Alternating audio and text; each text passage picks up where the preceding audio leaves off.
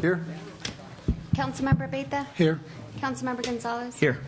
Councilmember Peralta? Here. Councilmember Silva? I'm here. Youth Councilmember Landgraf? Here. Okay, we do have a quorum. Let's stand for the Pledge of Allegiance, please. Mayor Pro Tem Gonzalez. I pledge allegiance to the flag of the United States of America and to the republic for which it stands, one nation, under God, indivisible, with liberty and justice for all. Okay. Before we get on with the agenda, I'd just like to welcome the state champions, the Taos Middle School cheerleaders. Welcome.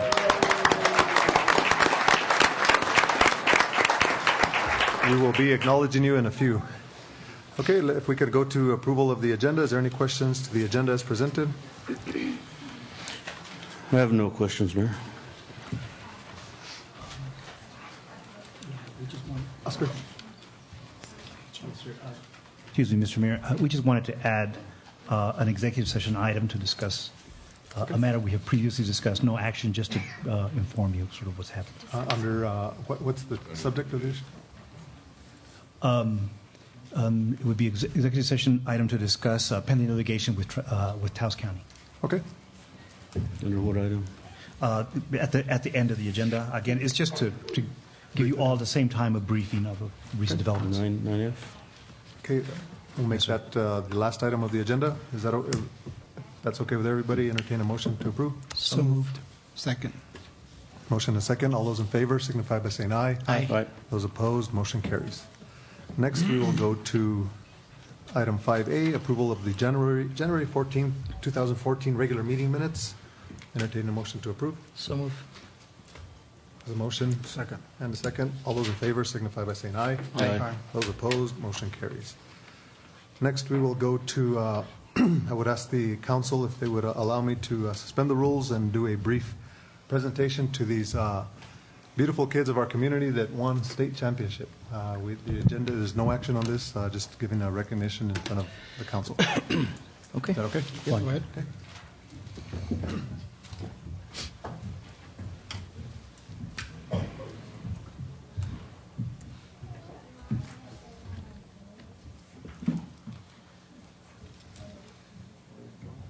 Abigail, if you can please so kind to help me with that.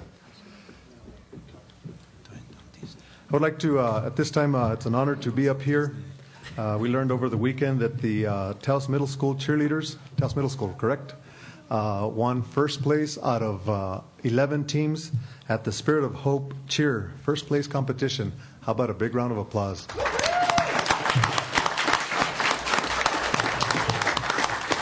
And at this time, I'd like to call up the following individuals here, and we'll give them their certificates, a small token of our appreciation. And if we could call up the coaches first, Andrea Suazo.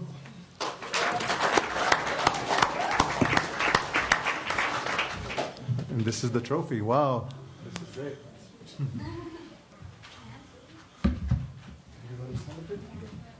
We have Coach Nicole Romero.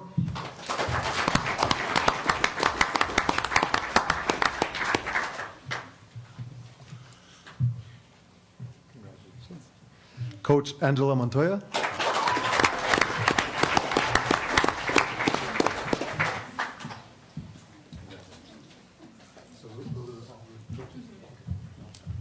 Now we'll bring up the cheerleaders that had so much spirit up there and made Taos proud. Alex Varos.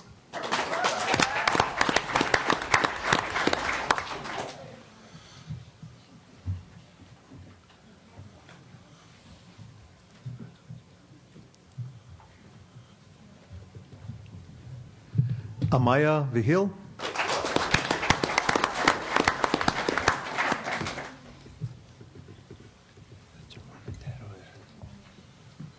Ashlyn Sanchez.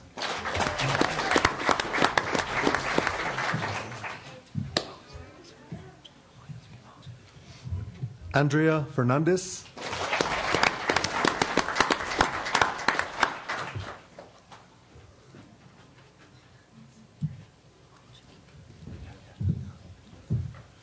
Angelina Martinez.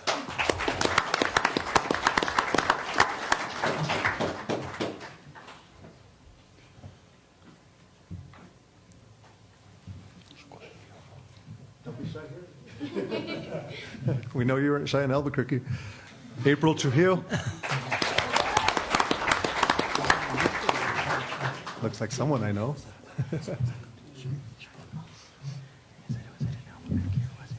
Ariana Gallegos.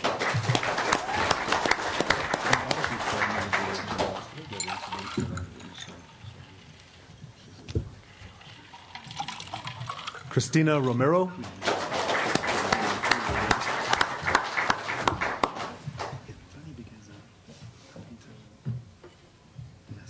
Clarissa Martinez.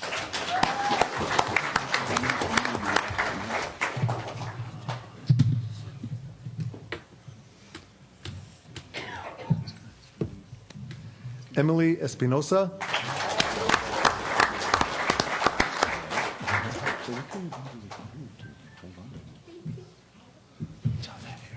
Gabriela Perez.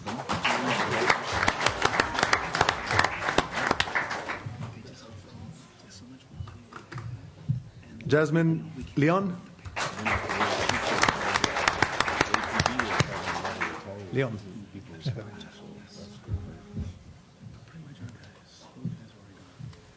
Cristiana Garcia.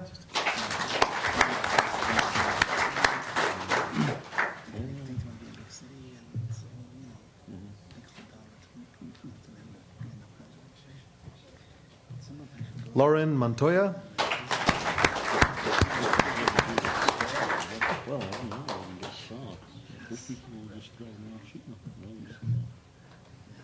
Mariah Cordova. My niece. Mariah Martinez. I bet you're the one that tumbled high. Mia Martinez.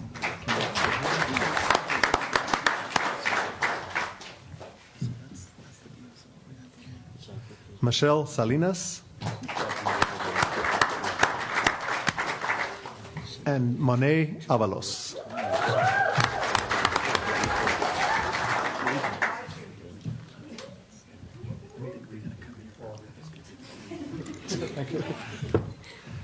Okay, on behalf of the mayor and council, I just want to tell you how proud you make Taos. You are fine athletes that represented Taos in the best way that we can think of, and that is first place. What better can you get on that? So that shows your professionalism, your drive, shows the hard work of the coaches, shows your commitment, and it also shows the parent support. Really, we really appreciate the parents that support these fine athletes. We know you use our facilities here, the HAA facilities, to practice, and we're proud to provide these facilities for you. On behalf of the town of Taos, it reads as follows: a small token of our appreciation. The Certificate of Achievement. This certificate is awarded to all of you. The town of Taos would like to commend you on your guidance and support. It is with great pride that we recognize your achievements. You help mold our leaders of tomorrow. Congratulations on your Spirit of Hope Cheer First Place competition presented this 11th day, 2014, Office of the Mayor. Congratulations.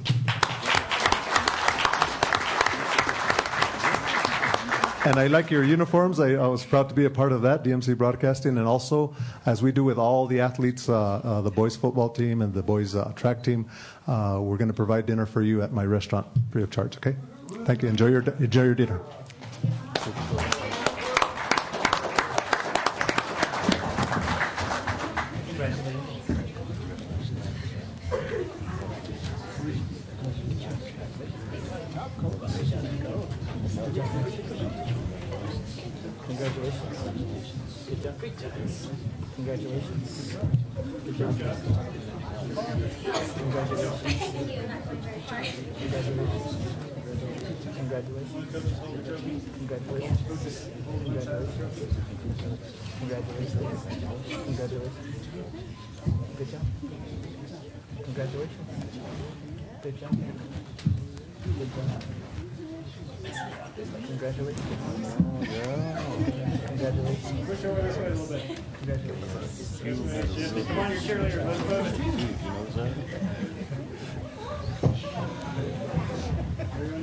¿Qué pasa con Chile? ¿Es caminando, no?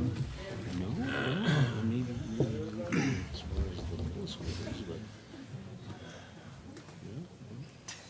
She's the one that threw up in the air.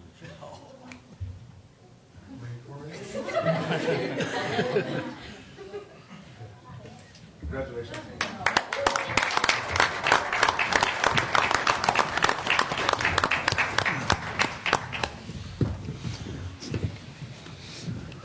All right.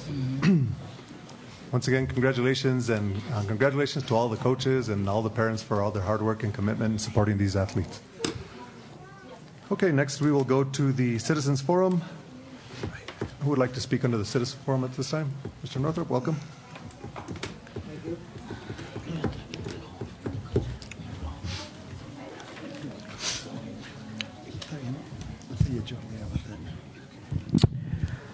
I find it hysterical that one of our local politicians running for re-election is bragging in a radio ad that his leadership kept houses from being blown up and people from being killed as a result of the natural gas outage in 2011. 96 hours after the outage occurred, less than 10% of our homes and businesses had been reconnected, though the gas was available within 36 hours.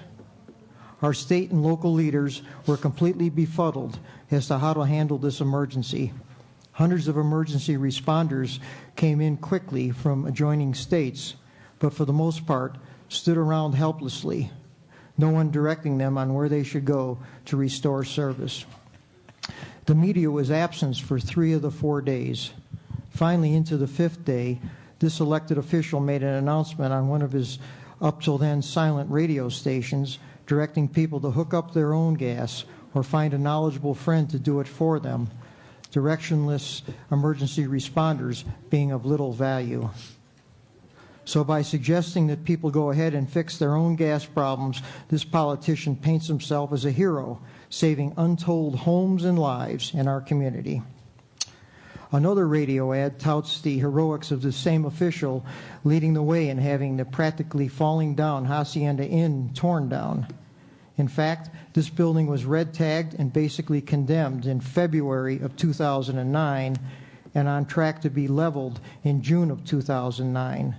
But the same politician intervened on behalf of a supporter who claimed ownership of this property, a hotel which was a community disgrace as far back as the early 1990s. Finally, 4.5 years after being red tagged but protected, it was torn down. And we're supposed to bow in appreciation of his brave actions on behalf of his constituents. The politician in question often brands me a liar. So be it. I'll leave it to my listeners to hang a label on him. And finally, I've just heard that the New Mexico Supreme Court turned down the town of Taos in its quest to begin annexing parts of El Prado. Possibly the town needs to hire another 3 or 4 lawyers as it pursues this land grab in the appeals court. Are there any questions?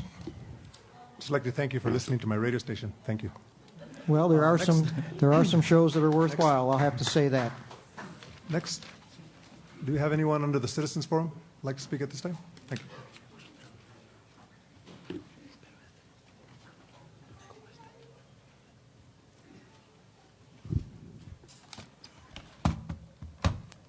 Buenas tardes.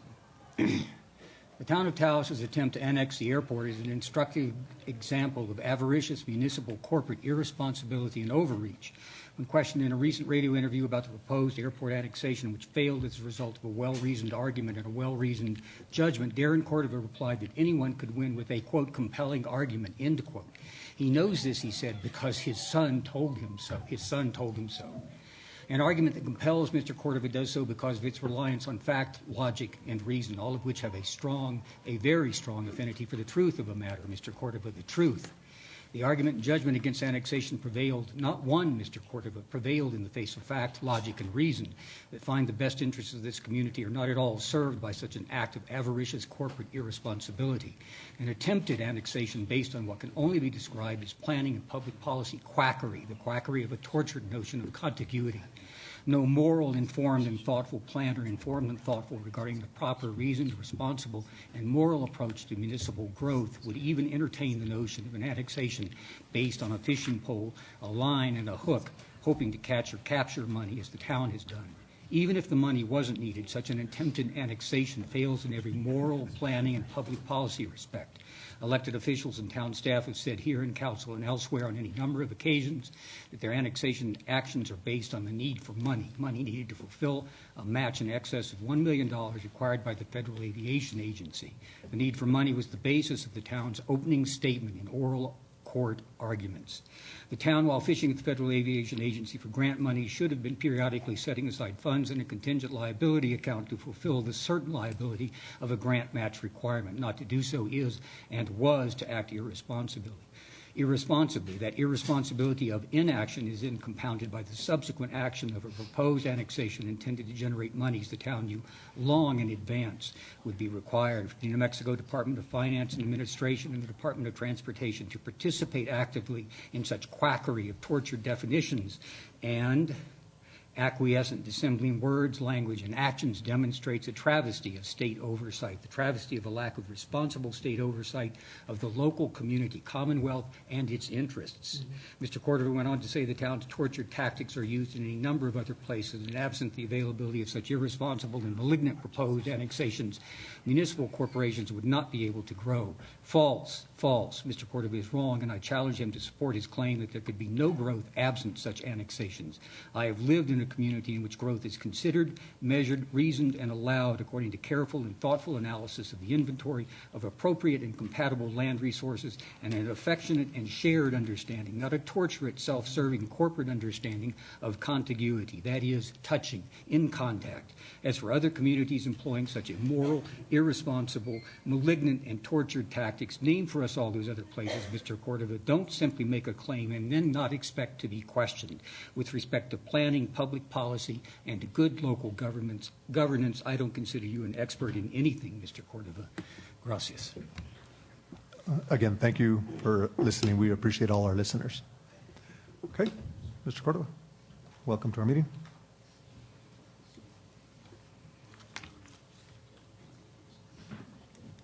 Mr. Mayor and members of the council, my name is Arsenio Cordova from El Prado. I also am here because of the ruling today by the Supreme Court that we just can't, because we're the town council or the Taos mayor, can go to the Supreme Court immediately and bypass the appellate process. You know, the ruling that came down today kind of restores our faith in the courts, in that there is a process that has to be followed. I mentioned that I was opposed to the annexation, but this has been a plan by Rudy and the mayor for a long time to invade and land grab our community. Councilman Gonzalez also told me that it was payback for the people of El Prado when he voted to annex El Prado because the Water and Sanitation District did not give him a deal. So I, and he said it in front of Mr. Peralta the other day when we were here. But just seems that this is a movida, and Taos is not. We are vulnerable when it comes to the state laws and things like that. And it surprised me that they would say, let's bypass the appellate court and go on to the Supreme Court because we're the town council and we're the Taos mayor. It didn't happen. We were informed today that you have to follow the process just like anybody else. Mr. Peralta, you did say the other day in the forum that you would be willing to talk to the people regarding this annexation, that people should be called to the table. We were never called to the table. We came to one meeting in which the overwhelming majority, one person spoke on behalf of the annexation that night, and about 20 spoke against it. But the mayor says we do it for the good of the people,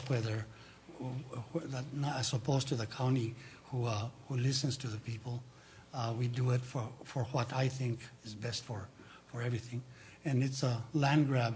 And I would ask that you, when you go into executive session, I'm sure that's what Mr. Rodriguez wants to discuss with you tonight. So when you go into executive session, that you consider carefully that, there are people involved out there that are going to be affected. We're a people at risk. we're people in fear of the Taos City Council. And, one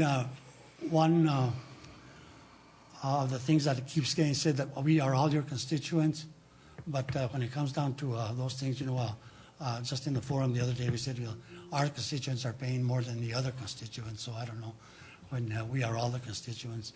If we are all your constituents, there are many of us who are at risk right now and in fear right now, and that you consider this appeal very, very seriously. I agree with Mr. Northrup that maybe you need to hire a few more lawyers. Last week, UNM Adult Literacy came to you and asked for $24,000. Instead, you decided to give it to an appellate lawyer to take it to the Supreme Court, and you lost it.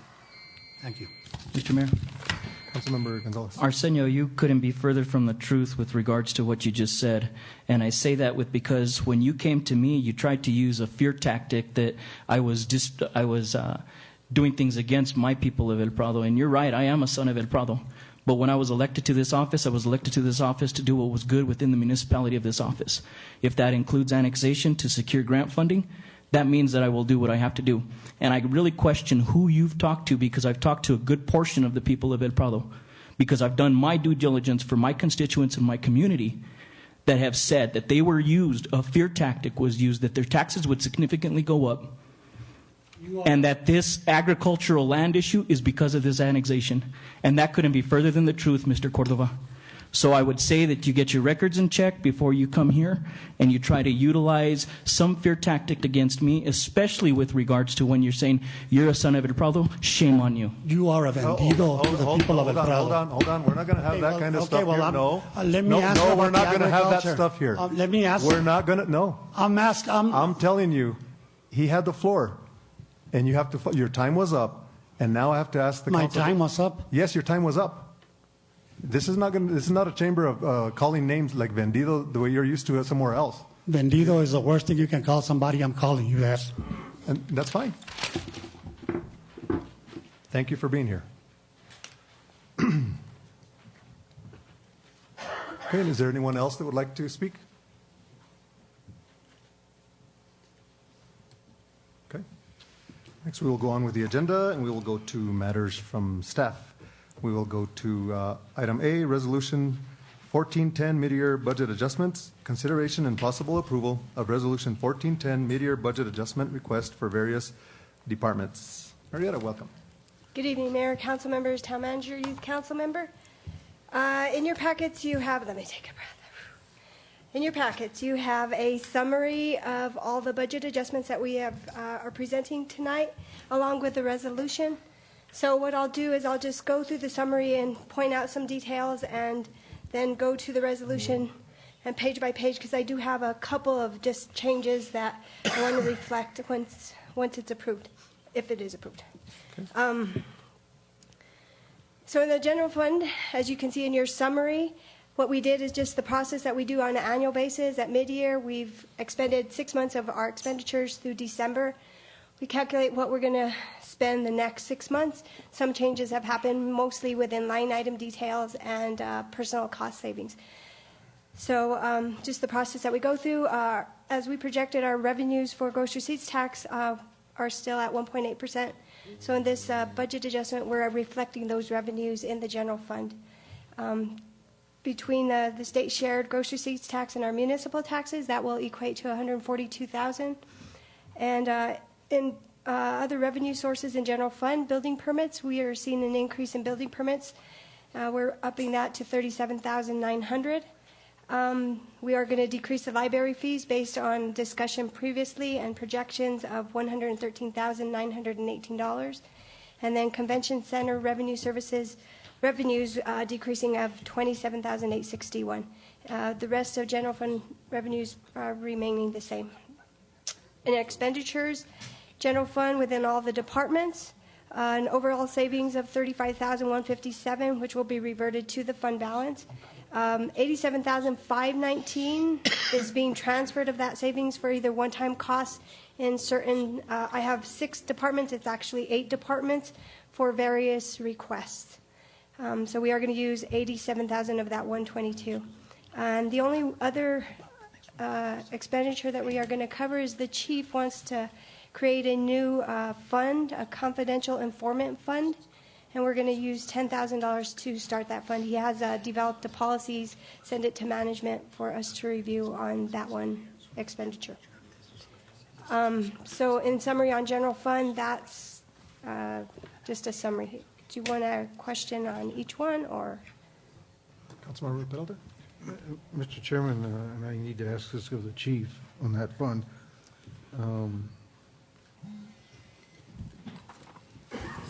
Mr. Mayor, members of council, good evening, sir. That fund isn't a violation of the Constitution on the compensation for how should I put it? Performance. Anti-donation?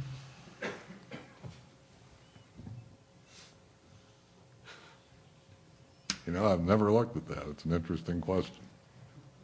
I'll have to take a look at it.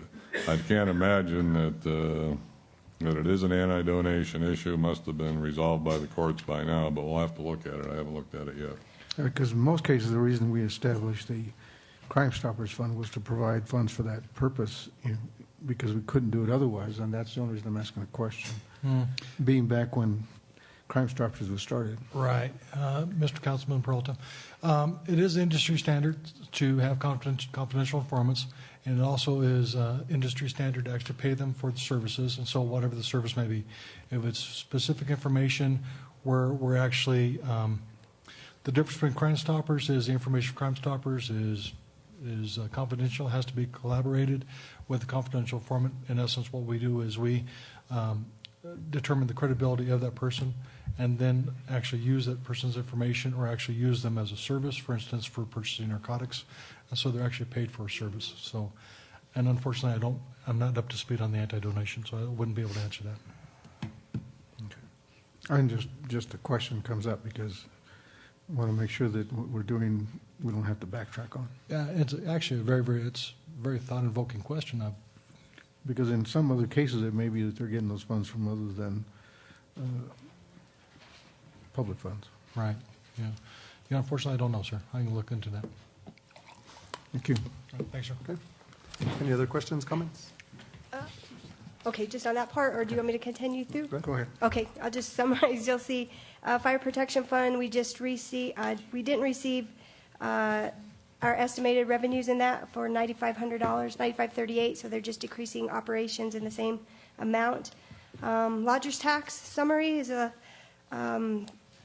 we've seen an increase through the first 5 months of 22%. We've made a projection of 17% through the end of the fiscal year, which equates to $145,000, and distributed amongst the funds the programs that are paid through lodgers tax. And you can see visitor centers receiving $43,500, the marketing program $98,644, and transportation $29,000. The visitor center budget themselves, they have seen an increase in their Arts and Visitor Center's commission fee now that they've moved that up, and so we're increasing that revenue by $16,000. And then the additional marketing money the lodgers tax money, they are going to put aside to cover the roof replacement at the visitor center, a portion of it. And then transportation with their extra funds are looking at doing a new bus shelter in front of the Smith's parking lot. And they also are decreasing their personnel costs by quite a bit because of cost savings that they've had from a position that was been vacated for a few months. If I may, just before you leave the item, that new bus stop at Smith is because Smith is going to demolish that, has acquired, and is going to demolish that building that's in front of their parking, in front of their parking lot. Right. So you're going to see a major improvement in that part of the community In a matter of weeks. Yeah, I think they already have a permit. So in community grants, just a couple new, I think we approved last council meeting, you approved a grant for the police department So we just need to put that in the budget, $7,400, and just the fire RMP fund by $2920 for a reimbursement that they received in this fiscal year. The historic district, we are decreasing that fund by $159,500 based on the projections that we have at $140,500 to go through the end of the fiscal year. And so we are making that adjustment on this one. Communications. Mr. Mayor. Marietta, on that fund for the historic district, are those numbers going to come in at 149,000 or 40,000? Based on the projections, I think we are, I feel comfortable. I mean, it could change with whatever the outcry out there is, I could say, I guess. So, you know, I'm not, I wish I knew exactly, but I feel comfortable at that. We did receive. With the present policy. Yes. You feel comfortable with those figures? And this is one fund that we watch continuously on a monthly basis. It's brand new, and like if even in a couple of months we have to make another adjustment to this one, we will. But for now, I'm holding true. Now, how did the revenues come in for January? 15,600. So double than what they would have come in the previous year. Obviously, the fees have doubled, and there's more meters out there working. Now, just to be absolutely clear here, though, the 145,000 is based on the last couple of months' activity. So it does not take into account, and at this point we haven't factored it in, the fact that we haven't put any meters on the Loretto parking lot or done anything else out there to increase revenues. Currently, I'm still working with the merchants to hearing their concerns, et cetera. They have some ideas. I may be bringing those back to you at the next council meeting. Okay. Thank you. Okay.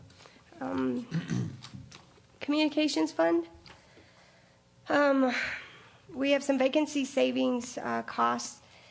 What we're doing in this is we are transferring back $103,883. Wait, let me go back.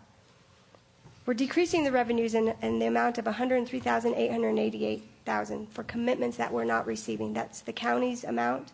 Of 89,000. Of 89,000, and that's more detailed numbers on the actual resolution. 89, then some about 4,900 from the Pueblo, and half of the amount from the village of Cuesta, depending on what council does tonight and what they're requesting. So based on that, we're decreasing those revenues at 103,888. We are also transferring back from the relocation costs $111,407 back into the communications to help offset those costs that we're to meet our actual budget for this year. We budgeted originally 133. I did have a call into DFA, make sure that was an authorized transfer back because it came from the communications fund into a project, and we don't need those funds. I can transfer them back to the fund it came from. So I made that sure before we went into that process. And then we increased our capital to purchase the sleuth upgrade, and I think that was discussed also with the council last meeting, so that police and communications can communicate with the new software, upgraded software. So that's the communications fund in a summary. Capital projects, we had budgeted 35 plus monies for town hall improvements, additional improvements, but those aren't going to be happening. So facilities is requesting a new vehicle for parks, and they also want to just move the 3583. What I have presented here is to just keep it in for town hall, but I guess the discussion just lately now, if we can move that 3,500 into the airport roofing project, because they need some additional funds there. So that's not reflected, but I would request, if it's approved, to approve it in that way. And transportation has a grant that we need to completely expend, but we did not have enough town funds to match it, so we're just increasing that by $5,400 in capital projects from the reserve in capital. Enterprise funds, I have a reserve balance, just an income fund, water and sewer, all the money's deposited. I want to separate those reserve monies and place them into accounts that they need to be identified, and that's mainly the ERA loan that we received from EID. And that requirement has two separate requirements. One is to build up the reserve amount to $60,000. So I want to keep that separate. And then the other one is a replacement cost for that equipment at the treatment plant, which equals, I think I have $47,000 on an annual basis, to equal about $249,000 to replace one of those big membranes that was put in there. So that's part of the covenants of we have the money in the reserve for water and sewer, but I want to identify it and making three new reserve accounts. And then water, just reverting money back from cost savings from a vacancy that they haven't filled. Wastewater, pretty much just a little bit of savings there. Also, an additional $58,000 to continue the sludge hauling until we get the permit at the landfill. So talking to French, that's looking more like at the end of March. So we need to cover the sludge hauling costs for that time. So that's an increase there.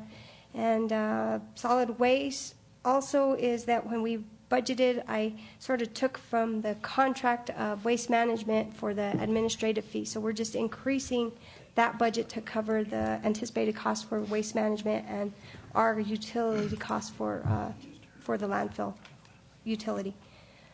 And landfill fund, we're requesting $3,500 for additional for overtime costs, just a budgeting thing when we started at the beginning of the year. And in utility improvements, one new project of $162,000, which we have in the reserve in Fund 81 to cover costs for engineering and construction for La Posta sewer line improvements, sewer line project. So in that's just a summary of everything. I do want to go, when you're done with questions, go to the actual resolution so I can show you what changes, what adjustments need to be done. Okay. Any questions thus far? Councilmember Peralta? I just have a question, and you probably can't answer this for me, Marietta. Is French in? Yes. Yep. French, the improvement on La Posta, what's the location of that?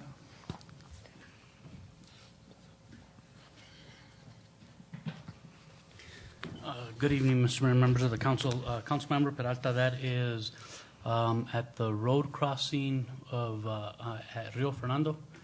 It's a structure that was put in there probably in like '82, and it's a corrugated metal pipe that crosses the river that is showing signs of deterioration, and it's not lined, so it'll have to be completely replaced.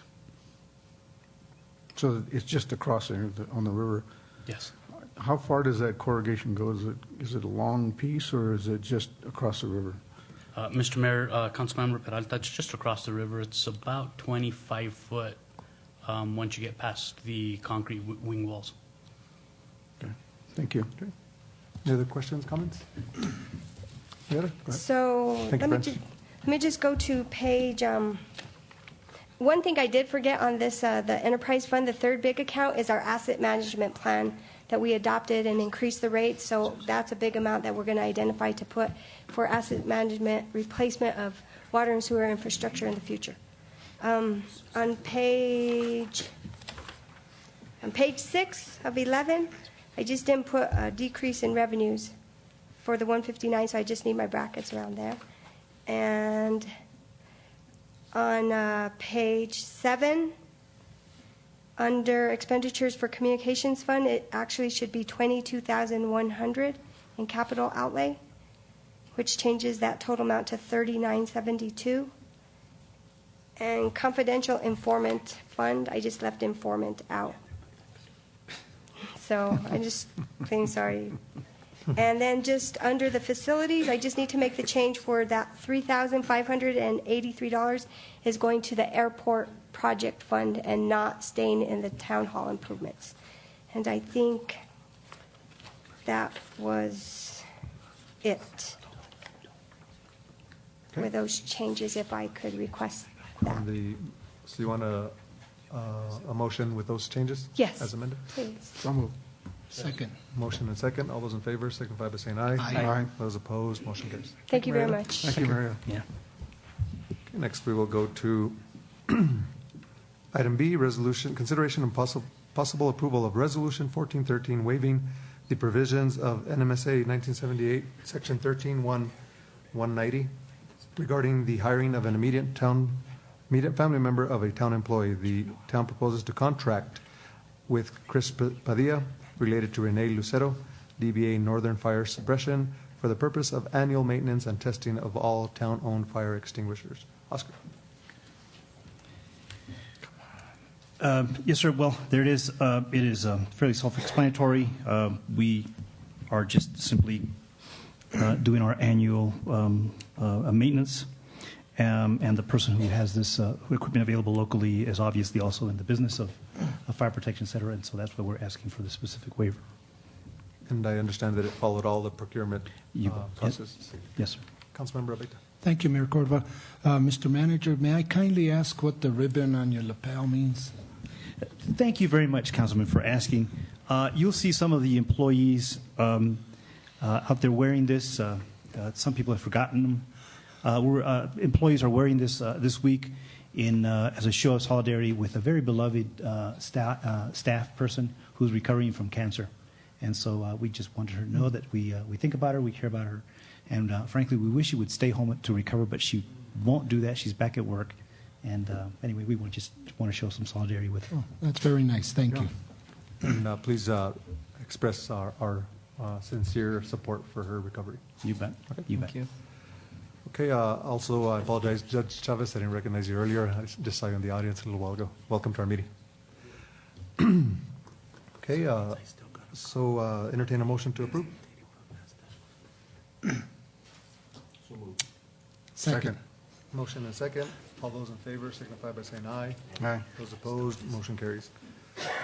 Next item C, consideration and possible conditional approval to grant waiver to Gail Glanz and Glanz, owner of Bear Claw Bakery and Cafe, for a beer and wine license application due to the proposed establishment being located within 300 feet from 2 churches and 1 school.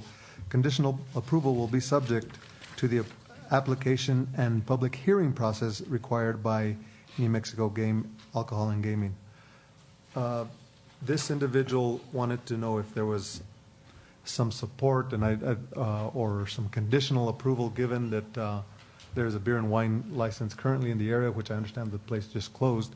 But I know this council has been very supportive of beer and wine licenses before, and the applicant didn't want to have to go through all the process if there was absolute no support. Now, my concern was that we had pre-established a decision before the public hearing process, and we wouldn't be able to establish that.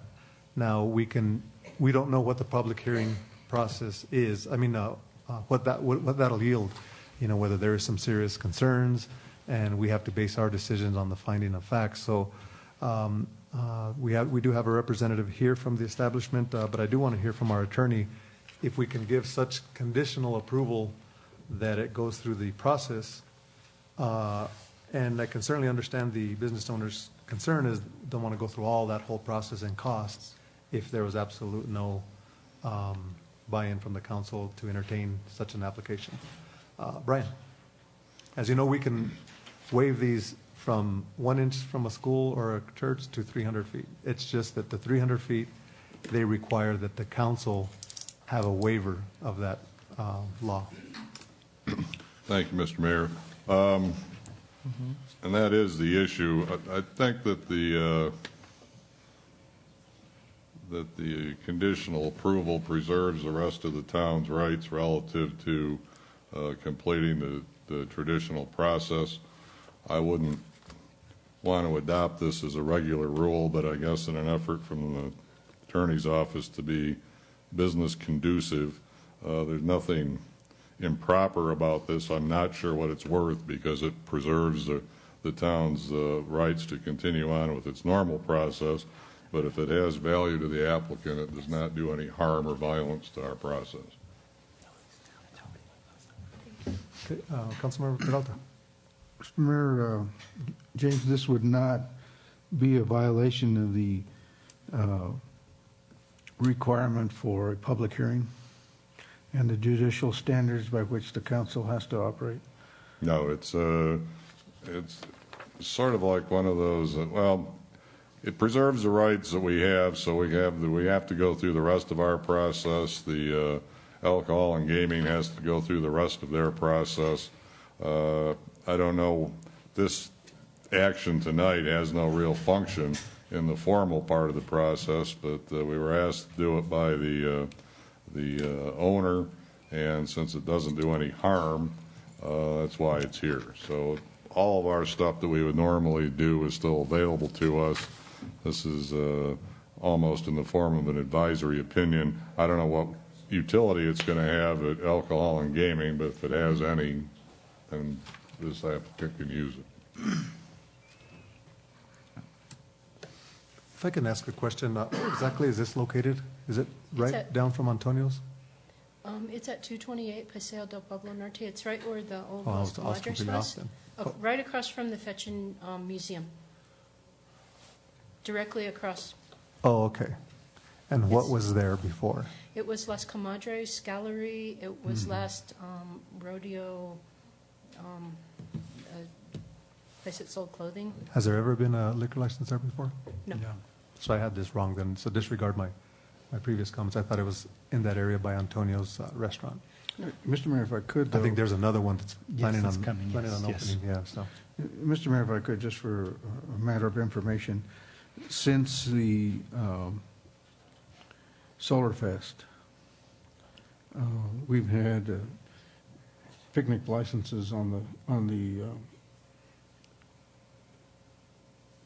Kit Carson Park, and with permission from the churches in that area, they've all had no issue with it so long as we maintain the security and that sort of thing. So I think there's been a precedent set in the area for a liquor license. Okay. Thank you. In addition to that, there's letters of support and no contest from those churches in our packets as well for the United. And I can tell you that that's the reason why I supported this being on the agenda, because I can certainly understand your concern is you wanted to see, is there even buy-in? Exactly. And I think the word beer and wine licenses, given the county's history of what they've done, in the past, I think that's why you probably wanted to see, are you headed in the right direction based on the support, business support here? And I think we support, a business that's opening in our community, and a restaurant needs a beer and wine. I mean, that's what they need to survive, so. Councilmember Peralta. Mr. Mayor, if I could, can we remember whether or not the TCA is within 300 feet of the Presbyterian Church? I think it falls outside. Just outside? 310, 313, something. Because like that's our license in that facility, so I think it would be not very proper for us to say we can have one, but somebody else Sure, can. Yeah, I think it fell just right outside, because that's why we didn't have to have it. So I think what the main gist of this here is that we're showing support of this application, subject to the public hearing process. Okay. And, what we hear at the public hearing may change or may sway, but it have to be based on findings of fact. If somebody says that it's a dangerous area, they would have to show us why it's a dangerous area. If somebody said it's going to create too much traffic, they would have to show us why. They can't just say that. So, that's why we go to the public hearing process. So I would entertain a motion to approve. Second. Motion and a second. Any further discussion? All those in favor signify by saying aye. Aye. Those opposed, motion carries. You want to say some comments? Thank you very much. I was wondering when that public hearing might be. What I've done with I've instructed our clerk to always schedule special meetings for those, so that you don't have to wait for the next regular meeting. This way we get you on track, and we're not the holdup, so to speak. So I'm not sure when if you already have the application done, or if as soon as you get the application done and it's referred to us by Alcohol and Gaming to get that hearing, we will schedule it immediately. Okay. And Mr. Mayor and council members, just to clarify, once I receive it from Alcohol and Gaming Division, it usually takes about 3 weeks, because we have to publish it in the newspaper for 2 consecutive weeks. So it's about 2.5 to 3 weeks, but we will schedule a special meeting if we need to. Thank you. Okay. Thank you all. Thank you very much. Thank you. Good luck. Thank you. Okay, next we will go to item D, consideration and possible approval of amendment number 2 to contract TT 1428 with Griffin and Associates, increasing the contract by $98,600 inclusive of gross receipts tax for additional spring and early summer media buys. Welcome, everyone. Welcome the crew. Marketing staff. Welcome, everyone. Robert, John, Evelyn. Welcome, everyone. Yes, we have almost everybody from the Tuesday morning marketing. We actually group have here as everybody except Alan. Janet was here. Janet's right there. Oh, there you are, Janet. Welcome. We're unified. Welcome. Unified Well, you asked for front. 50 and we gave you 98. Or we're proposing 98. 50's for next year. Oh, 50's for next year. Oh, okay. I thought. This is the leftover lodger's tax money. Okay. Good try, Mayor. Looks like Fred has, Councilmember Peralta has a Mr. question. Mayor, if I could, the reason that we can come with this adjustment to your contract is because when I was at Secretary of Tourism, I got the legislature to change the language on marketing so that it would bypass the procurement code. Cool. Good job. And that's good, yeah. In your packets was the proposed media buy. I'm sure everybody studied it. Diligently. And if I may, Mr. Mayor, though, just so that the audience out there can understand why this is even happening, you'll recall a couple of weeks ago that we announced that we can now safely say that we're going to earn some almost $150,000 more in lodger's tax than what we had projected, than what was budgeted. The town has a formula for how that money is expended, and so anyway, after we've gone through that formula, we feel that we can safely reassign of that $147,000, $145,000, $98,600 to this effort, and it's going to be used to do a very aggressive TV and TV, online, print, ad campaign in the markets in Denver, Boulder, Albuquerque, Austin, Dallas, Houston, LA, San Diego this spring. this spring, yep. And potentially Arizona, Councilor Silva. We're looking at how we're going to crack that nut. In fact, it's on our agenda for Tuesday. If you're available at 9 o'clock, we would love for you to join us at the Visitor Center. And if you have any brilliant ideas, we're all ears. But we'll add, for the Pandora and the online, for sure, we'll add Phoenix and Tucson. Wonderful. The Phoenix Metro. And thank you again for everything you do. You guys are awesome. Thank you. Well, thank you. Any other questions? Entertain a motion to approve. So moved. Motion. Second. Second. All those in favor signify by saying aye. Aye. Those opposed, motion carries. Joni, I want to just, can you remind us of the recent accolade that we received from that magazine, Arts Destination, or what was that? You sent me the email. From LA, we were in the LA Times. The LA Times, I'm sorry. The LA Times travel section last Sunday. Yeah. And what were we doubted as? Well, it was a whole big piece on Oh, okay. Taos as an arts destination. Yeah. Okay. And Kathy Connolly happened to be in LA reading it, so when I Great. see her next, she's going to give me the actual article. That's So I great. sent you the link online, but it'll be nice to have it. Yeah. So that was, It was Kathy who found this. Wow. well, she was in LA and she called me up. She goes, "Oh my God, I'm reading the LA Times." That's great. Yeah. I just want to thank the volunteers also. Thank you so much Janet, for, Karina, John, David, and Robert. thank you. So we're really, it's a huge committee. It's, you know, you always thank me, but it's everybody. Every Tuesday. Every Tuesday morning. Rain or shine, sleet, hail, we're all there. So And this we'll is put- how the marketing effort engages the community. Anybody can go at any time. It's just that it's not always terribly exciting, but you got to put up with it. We are always exciting. What are you talking about? We're the most fun committee in town. And we'll push hard for that 100 next year. Yes, definitely. Now, since Rick is here, I would encourage the county that they look at changing the structure. I know you guys have been talking about that. You know, I think we would really make the lodgers' dollars that come to the community go far if they change that paradigm on how we're funding one marketer, one concentrated effort. I think it'll go far. Great. Thank you. Thank you. All right.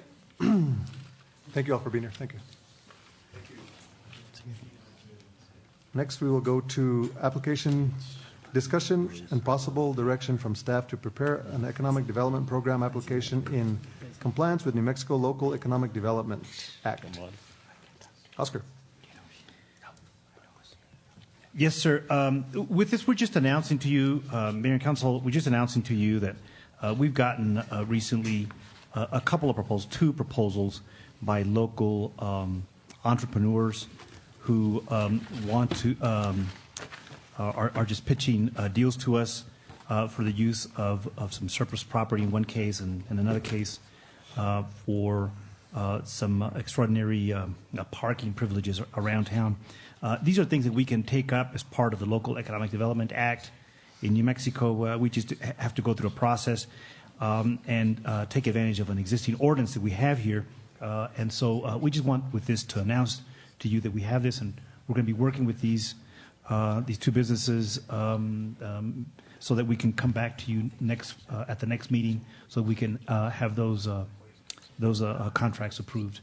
Anyway, so what we're telling you is that we're going to quickly prepare or update our application, and solicit these applications from the people who have expressed these interests to us, and then we're going to bring them back to you at the 28th.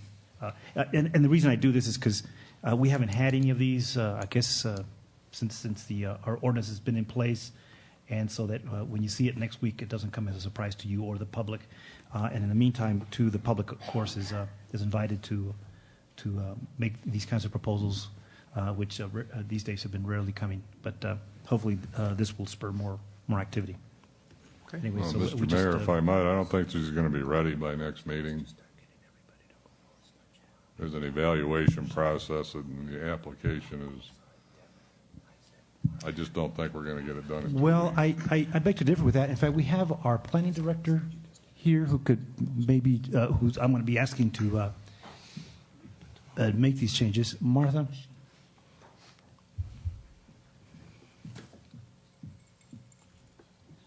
We have the ordinance in place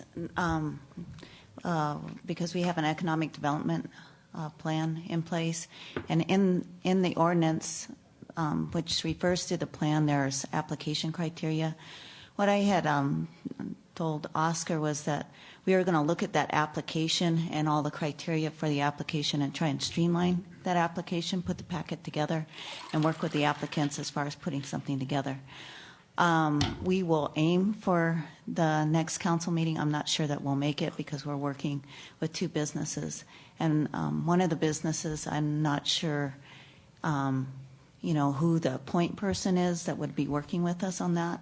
And then we actually have to evaluate those applications once they come in. So we will try and streamline this and turn it around as fast as possible. But I guess I do agree with the town attorney that we may not make it. But we will try. Okay. Any other comments, questions?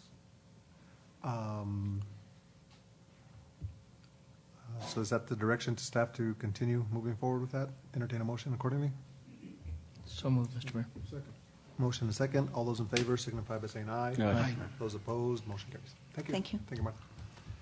Next, we will go to public hearings, consideration and possible approval of ordinance 1404, amending the ordinance 1309 regarding certain aspects of the governance and personnel code of the town of Taos. This was continued from the last meeting. Oscar O'Brien, Councilmember Peralta. Mr. Mayor, we have made some changes to the proposal.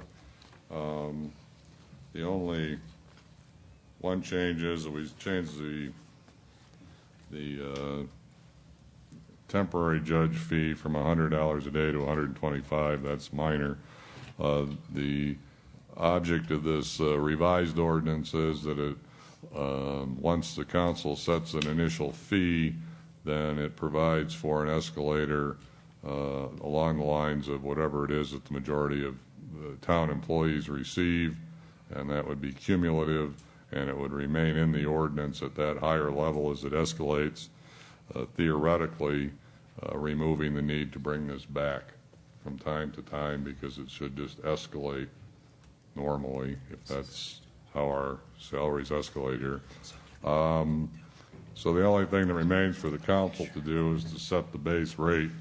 Currently it's at $39,999, and you've seen the figures. If it escalated by inflation since it was last changed, it would be somewhere in the middle 50s. If it escalated by the 10%, 5% and 5% that the Judicial Compensation Commission is recommending, it would be, well, it'd be almost exactly $44,000. So since we're not marrying this to any pay grade within the town, what we're asking you to do, if you want to make a change, which is not mandatory, is just to set the base rate, and then from there it'll escalate if town employees' salaries generally escalate. Okay, is there any questions? Mr. Mayor, with regards to this, as far as what we had discussed and what the judge had asked of us at the last council meeting, which was not to take an increase unless the employees got one, are we tying this to that same factor, or are we going back to just a regular increase based on, I mean, I get it not having to come back to the council, but are we doing it with regards to at least being able to I guess, take the wishes of the elected official in his own right, other than with regards to the fact that we are the policy setters, which technically we control his budget. But, I mean, I just want to make sure that we are you know, adhering to the wishes of the judge as well, too, because he is, much like us, elected by the people. And I just want to make sure that, you know, he hasn't asked for anything above what, you know, any of our employees haven't had, which is that 3%. And in speaking with the judge, he's willing to take that 3% alongside our employees when and if it comes. So are we setting precedence with this by saying we are going to approve it and the raise enacts automatically just because that's what the judicial standards are? Or can we go back against that and say, look, the judge will follow in suit with our regular employees?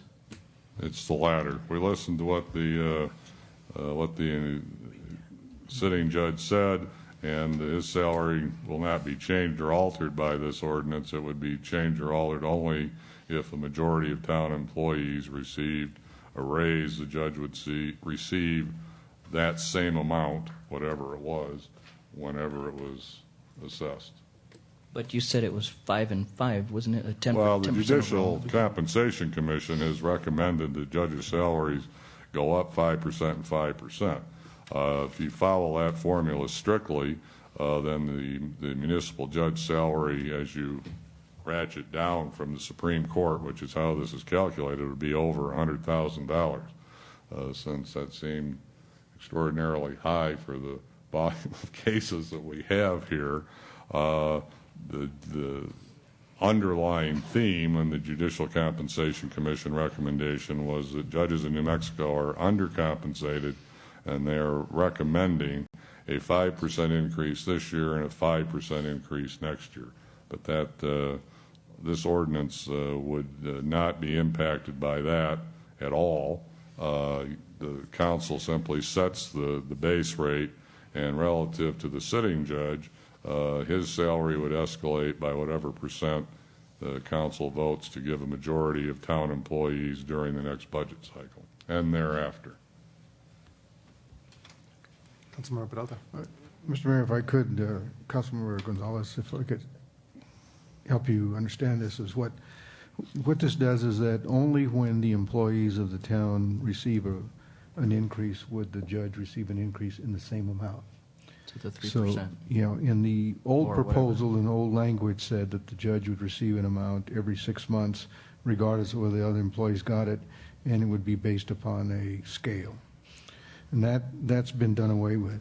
The other thing that is in here is, which is a blank on this, is what a new judge coming in would be their base salary.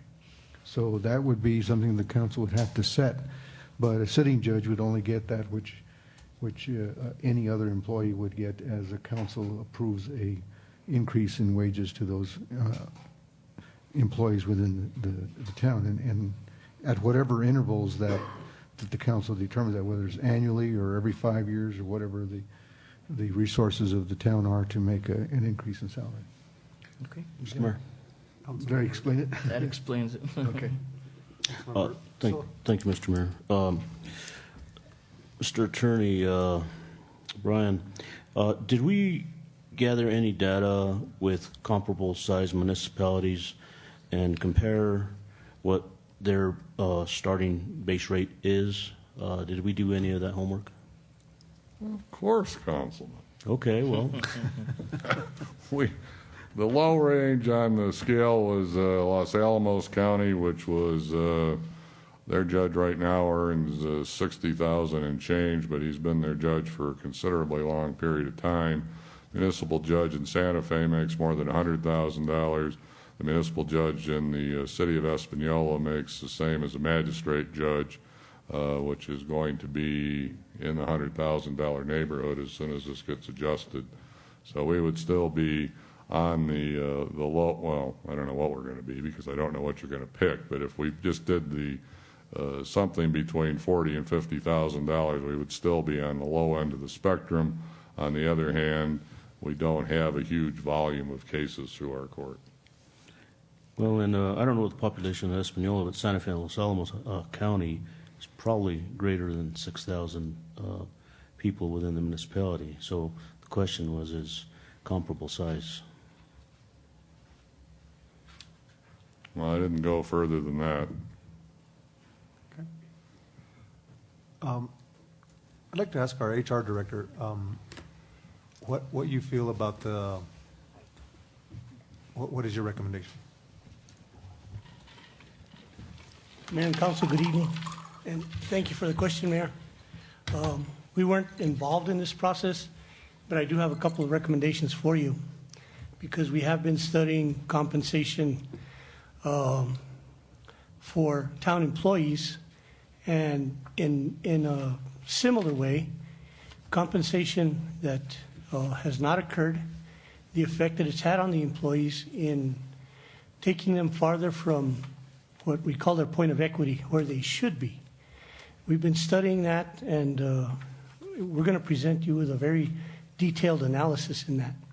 My recommendation would be twofold, that since the sitting judge does not want to accept any additional compensation, that the action be postponed at least until we can include the judge's position in the same type of analysis. And your point is well taken as to the size of the town. I know that where I come from in Las Vegas, the municipal judge's salary there is somewhere in between, and the population is more than twice the size of Taos. So you do have to come up with comparable statistics and valid comparisons for, I don't know whether you use caseload, but I would say population is probably the best indicator. So those would be my two recommendations, that you allow the same committee that is studying the compensation for employees, since the theory will be the same, and take the action at that time, and we can bring you a recommendation. The only problem with this is this has to be done before the election, and the judge is what prompted me to bring this to the agenda. Understood, Mayor. And that's the reason why we're looking at how we're going to. So it's kind of, it may be appear that the cart before the horse, but then we won't be able to do this again for the next 4 years. Right. Then the basic question is, where do you set the baseline? And I wish I had an answer for you, Mayor. I don't. Okay. Thank you. Mr. Mayor, if I might, we actually have a baseline of $40,000 right now in the ordinance, and I have to disagree with the department head. If we don't make this change now, it will have been 18 years since since this starting salary was established, and as far as I know, it hasn't gone up a dime. So we do have a base. The base is $40,000, $39,999. Following the recommendation of the Compensation Commission, if you add 10 points to that, it would take it to roughly $44,000. So I think that we do have a baseline. I don't know that it may need to be fine-tuned, but I think reasonable minds probably can't differ that since 2000, when this was last adjusted, that it's probably too low today, given at least what the sense of this community was at that time. Any other discussion?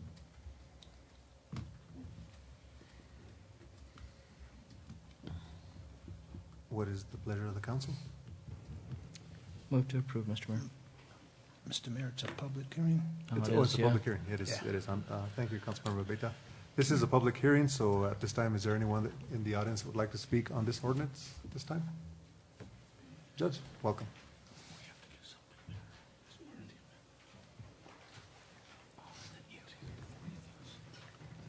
Welcome, Judge. Thank you, Mr. Mayor, and thank you, council members, Mr. Manager.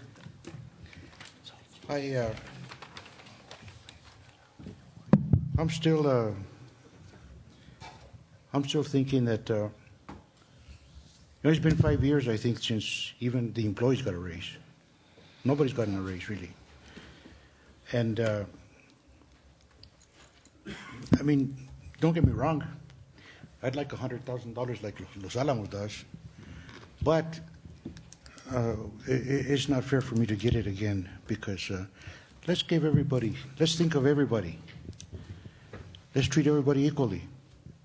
And my thing would be to start it now at, you talked about giving a 3% raise. I'm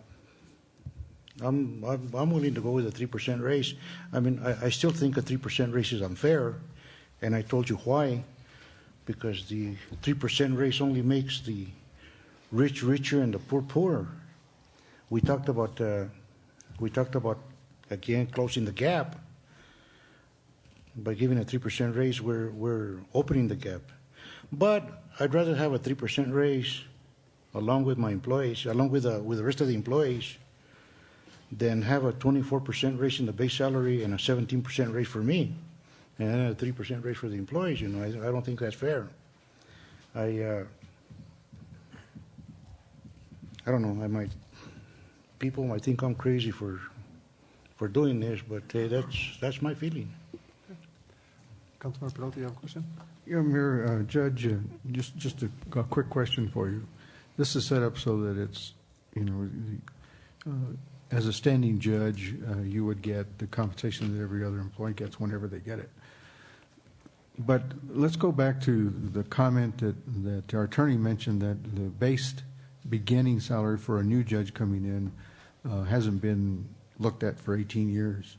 Do you have a feeling yourself as to what that base should be? I would say raise the base salary when you're going to raise the salary for all employees.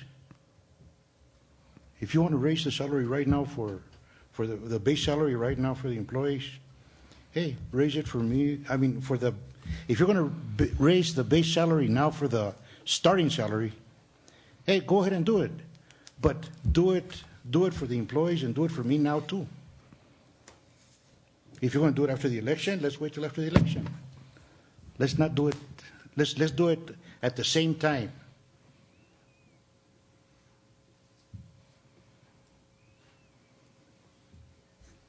All I'm asking is fairness. Let's do it at the same time.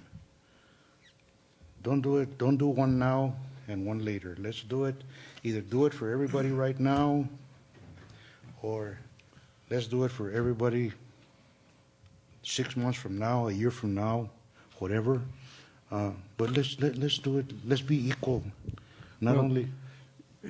If I could, Judge, any increase in a standing judge's salary would not happen right now. It would happen in the future, along with the other employees. My question to you is just one of saying, just for the incoming new judge, after you retire or whenever, that what should be, do you feel that that person should be making coming into that position? Now, that's the only question. Is not that he wouldn't get raises in the future like every other employee would, but just thinking about it at this point in time, what is your feeling on that? That's all I'm asking. When I started 24 years ago, I started at $22,000 a year, okay? Yes, now it's almost doubled in 24 years.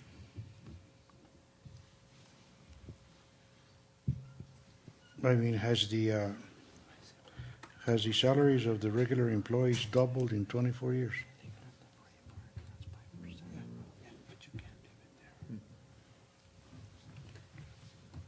My question is, well, the thing of it is, you know, I've stated my point. You gentlemen control it. I mean, I'm just asking. You guys, you guys control it. You make the policies. You control it. You guys do what you got to do. I mean, I've stated my feelings. Hey, now that's all I can do. I mean, I can't. If I had the power to say no, you're not going to do it, I would say no, you're not going to do it. But I don't have that power. So you guys are the guys with the power. So I guess, hey, you guys got to do what you got to do. Go for it. Okay. Thank you. Thank you. Thank you, Mr. Judge. Mayor, real quick. Oh. Again, Judge, I'm asking you, don't even think about mine, okay? Don't think about mine until you give the employees a raise. Judge, and so just for clarification for me, and I think even for the listening audience out there, we are tasked right now to set a rate for a new municipal judge. And just like Councilmember Peralta said that, you know, be that when you retire, decide not to run, football happens in the election, I don't know. But what we're tasked to do right now is set a rate for a judge that's coming in. Did I hear in March? Did I hear the attorney say $44,000? Well, right now we have the baseline of $39,999. 5% would be 44. I think it's 4 cents under $40,000. 10%. 10% would be 44. Are you okay? I mean, do you feel if you were running for this office today that 44 would be enough compensation had you not already been seated in the seat that you're in? Considering what I'd be making out there, I think 44 was. I'd be jumping for joy. I'd be jumping for joy with $40,000. Okay, considering what people are making out there now. Yeah. Hey, What is the judge's salary now? What is I that? make $64,600. $64,600. Okay. So I think, Mr. Mayor, if we set it at 44 for any new incoming, and then they'd still follow the same 3% I'd be okay schedule. with that if after the election, if in 3-4 months from now, you consider a 10% raise for all employees. Okay? Well, problem is that it'd be a new judge. You're seated, so. Well, a new judge, it has to be proven. The employees are proven already. Well, I think the problem is, Judge, and the difference here that I see is that you're put there by the people. It's an elected position, and you know, as much as we'd like to appoint or dictate what wages and salaries could be, I think with you it's a little different just because of the fact that if you're elected out tomorrow, much like if I'm elected out tomorrow, it's the constituency base that did it, not me. Okay. So, thanks, Judge. If I don't get elected tomorrow, hey, pay the judge whatever you want. Thank you very much. Thank you. Take care, Judge. Okay. Next under public hearing.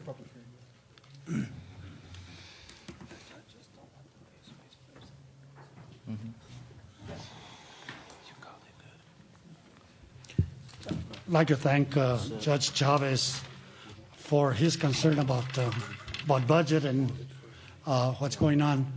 I think your human resource person just made a recommendation to you that this can be changed. The committee should go back and do that. I think that the attorney should have recused himself because he works with a paralegal who is running for the position, and therefore should not be advising you on how much that person should get. Everybody knows that the cards are out there. Who is backing whom for the positions out here for this election coming up? If a new judge comes in, that salary can be changed at any particular time. Yes, it can, Mayor. No, you can. Yes, you can. You obviously don't know what you're talking about. Yeah, I know what I'm talking about. No, you don't. You can approve a thing. It has to happen before an our election. Employees are Learn a little bit. Our It has to happen employees before the are election. suffering without any increases. We're wasting a lot of money as far as when the person declared for the position, they knew what the base salary was. they agreed to run for those positions. If they wanted to run against Judge Chavez, that person who is running, Mrs. Perez, knew already what the starting salary was. And, because you are endorsing her, really doesn't, I'm going to stop you there. I'm going to stop you there because you're Really making false doesn't, I'm going to stop you there. You're making false accusations. Judge Chavez is the one that asked for this item to be on the agenda, for your information. I'm just saying that the base salary, a person knows what that base salary is when they declare for the position. And if any changes have to come at a later date, we're assuming that by doing this that Judge Chavez is going to lose the election. I don't think he is, but we're assuming that. And therefore, Mr. Mayor, Arsenio, just real quick, if Judge Chavez loses the election, that person makes less than he does right now, $20,000 less, because we would be setting the salary at 44. Judge Chavez from 39. Judge Chavez makes 64,000 right now. But the person knew what the salary was when they declared, correct? And your assumption that this is on the agenda because of a person running is completely ridiculous. Well, according to what I understand from Judge Chavez, is he's not the one that wanted it on the agenda. Well, you can ask Judge Chavez here. We had a meeting, and I. I just think that this can be changed at a later date, and we're assuming that making assumptions that are of things to come, but the other employees deserve a raise too. Okay. Sir.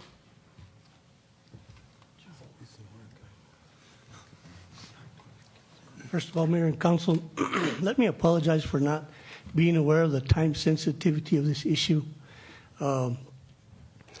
In a real brief discussion with our finance director and having met with the morale committee this afternoon, I just want to let you know that we concur that the city attorney's and council's recommendation of $44,000 seems to be a reasonable baseline and is within a percentage range that we will be recommending for some employees. And if it's only a first step to getting the judge's salary where it should be, that's the same theory that we're going to use with the employees. We're going to have to do it in steps.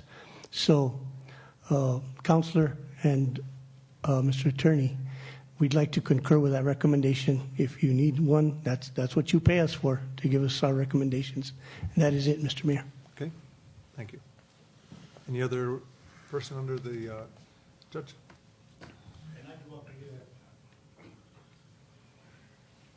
I do agree that if you're going to make a change in salary, I do agree that it's got to be made now, because after the election, you can't make any changes. Okay. And I know that for a fact that the Supreme Court says that a judge's salary cannot be increased or decreased during his term of office. It has to do before. So, yeah, I do agree with you that you cannot change the salary. Hey, you want to go 44,000? That's fine with me. Mr. Mayor, and Judge, thank you for that. And the reason behind that for the listening audience is because of the fact that as public policy makers, we can control the judge's budget. And I think the state Supreme Court sees it as the fact that if judge rules against something that we see fit, or he does something in favor of us, that we don't elevate and decrease in midstream of his term. Well, you can't decrease it for anybody, for any judge. Exactly. From probate all the way to Supreme Court, a sitting judge cannot take a salary increase. He can take a cost of living increase, and this is what the 3% I think is, but cost of living increase. But again, I'd like to keep it at 3% for everybody. Sure. Okay. Like you say, you control it. So. Thanks, Judge. Okay, any other comments, questions? Any other member of the listening audience that would like to comment under this? Seeing none, I will close the public hearing and go to questions from the council. Mr. Mayor, I guess I don't really have a question, more just a recommendation through a motion, I guess, and I move that we approve this item of the agenda with regards to filling in the blank of under item A that says any new municipal judge shall be compensated at the rate of, and I would take staff's recommendation of the $44,000.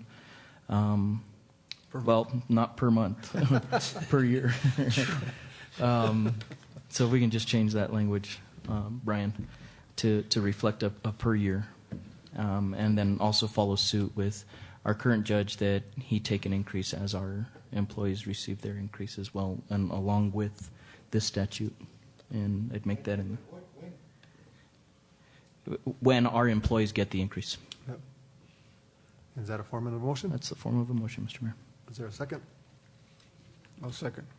Motion and a second. Any other discussion? I just want to also reiterate that this had to be on the agenda, of course. The judge was concerned about where the salaries were, and we find out that even our own judge at 64,000 is 66, you said 66, 64.6. 64.6 is way underpaid compared to other areas. And this sitting judge, this new increase that we have here for a new coming judge is way under what the norm is. And yes, it has to be done before an election.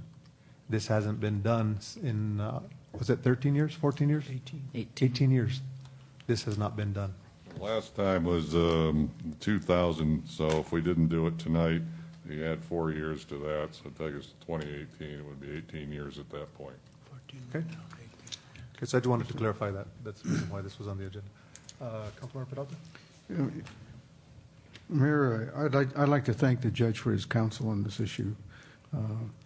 It's important for us to listen to the public and how they're going to be affected by this, and I believe that this is a very reasonable way for us to go about this, and it's an important part of our government is the ability to have somebody in that position who will look out for justice for the citizens of Taos. Thank you, Judge. Okay. Councilmember Silva. Just a comment. I do agree with Mr. Cordova that somebody who is running knows what they're getting into, and so be it. But this council does have an obligation to go ahead and set a fair rate.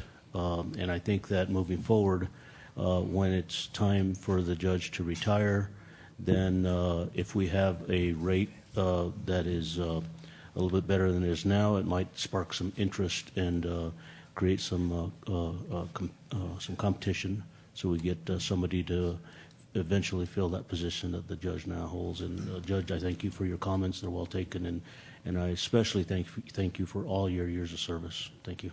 That's all, Mr. Mayor. Okay. Clerk, can I have a roll call if there's no other comments? Councilmember Silva? Yes. Councilmember Peralta? Yes. Councilmember Gonzalez? Yes. Councilmember Beta? Yes. By the vote of 4 in the affirmative, none in the negative, the ordinance is passed. Next, we will go to item 9A, Village of Cuesta. Consideration and possible approval to accept Village of Cuesta's request to withdraw from JPA for dispatch services in order to pursue an agreement with another entity. Members of the council, you do have a letter that I drafted, that I wrote to the mayor of Cuesta, basically acknowledging their letter and also recommending that I would be recommending to the council that we concur with the only one exception, that we bring their arrears up to date. And they did send an email, I believe, that was distributed. Oscar? Yes, sir, Mr. Mayor. They sent an email today asking that if you could add to that request that from now on they go on a month-to-month basis as opposed to a quarterly-by-quarterly basis. I mean, it doesn't make that much difference to us, so I'd be happy to recommend that as well.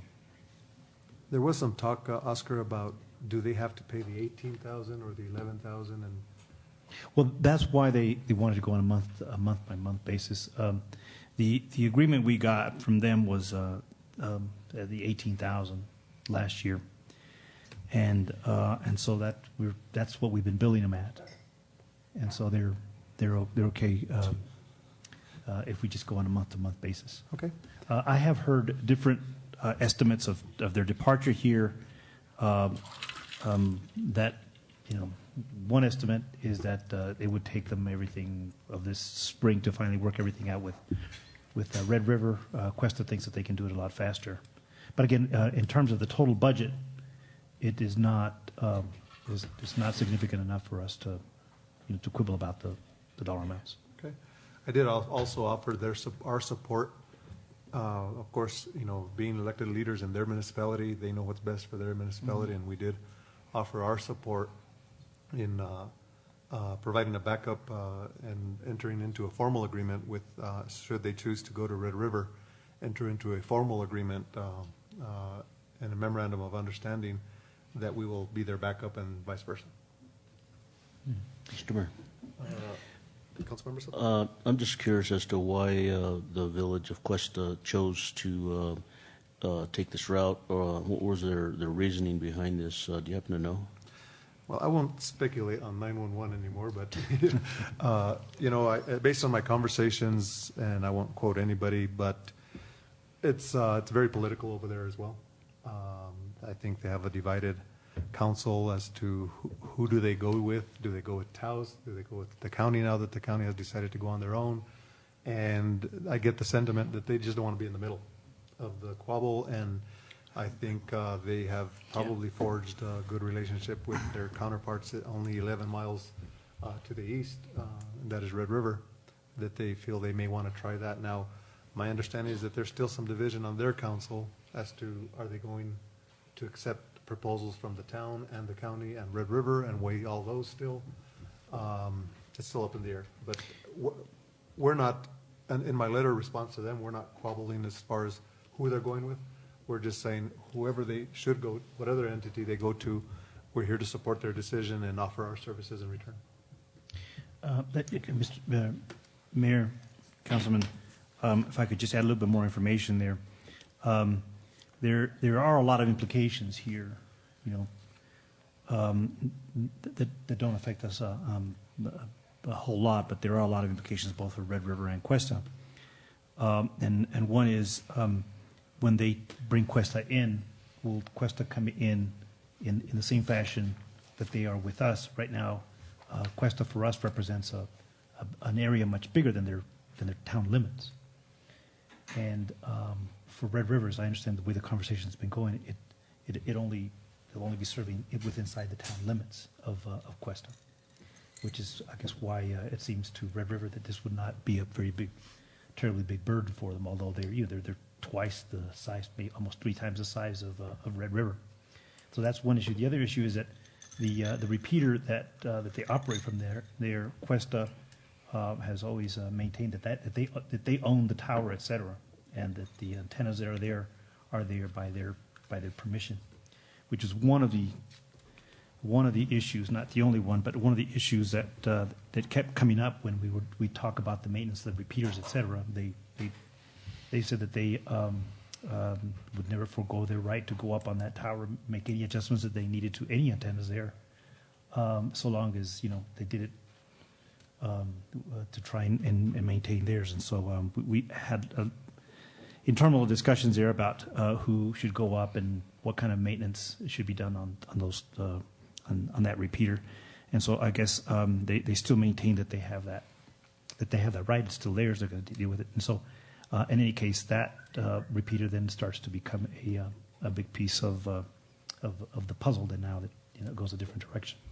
Now, and also to be sure that what they're asking for in this consent is consent from the 1-year notice. You'll recall when we raised this issue about a year ago, almost exactly a year ago, that the partners, including the county, pointed out to us that we owed the partners a 1-year notice, and right there, the council, right from the dais, amended the notice that was going to go out, the resolution that was going to go out, to give everybody a year. And so what Cuesta is saying at this point is that they want out of that same requirement to be able to get out of a year. So I expect that that JPA is binding to everybody. So therefore, if anybody, if the town or the county at this point wants to get out of that JPA, they would go through the same sort of process and requesting either consent or consent to get out of the JPA for with less than a year's notice, or that they would give us a year's notice. So Oscar, my question would be, and I have no problem, supporting Quest on their request, but given the nature of this JPA and as loose as it was created and giving pretty much unilateral control to the town, which we don't want, a joint powers agreement is that, a joint powers agreement. Don't we have to jointly accept this agreement, or is there a provision that lets us make the decision? Wouldn't the other parties have to consent? For instance, the county, the Ski Valley, the board. I mean, or is there a board? Or was that an advisory board? No. And see, that's the problems that we have with this type of JPA. When now one party can get out with a year's notice, but for an exception such as this, if it's called a joint powers agreement, wouldn't it involve the parties jointly accepting that waiver? That's a question that, what does the JPA say? Because the JPA pretty much leaves the town in control of a lot of other things, and that's the way it's been operating historically. Well, thank you, Mr. Mayor. That's exactly the issue. A joint powers agreement would traditionally require a consent of the entire joint powers entity in a typical joint powers agreement. As has been pointed out tonight, the agreement that we have in place is not a typical joint powers agreement, and it could be read either way, that the town, under its authority as the fiscal agent, has unilateral control. Could also be just as easily read to indicate that since it is a joint powers agreement with numerous entities involved, that it would require their consent. Unfortunately, there's no real guidance in the existing agreement, so it's just a matter of how you perceive it. And that is precisely why this type of agreement would never fly with Department of Finance and Administration. And we've been trying to fix this for as long as I've been on the council. So the way the agreement, the current JPA reads is that anybody wanting to get out of the agreement shall give a year notice.